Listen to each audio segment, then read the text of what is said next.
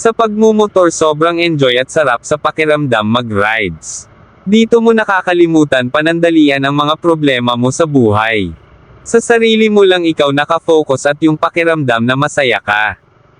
Kadalasan kasi sa bigat at gulo ng buhay kailangan natin humanap ng libangan na mahihiligan nating gawin para mag-refocus ulit at magbalik yung motivation natin sa mga bagay-bagay.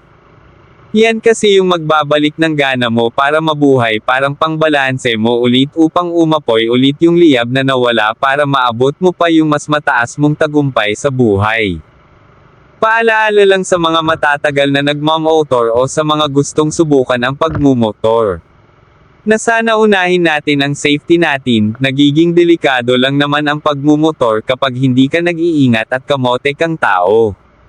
Okay lang sana kung sarili mo lang ang maaabala mo.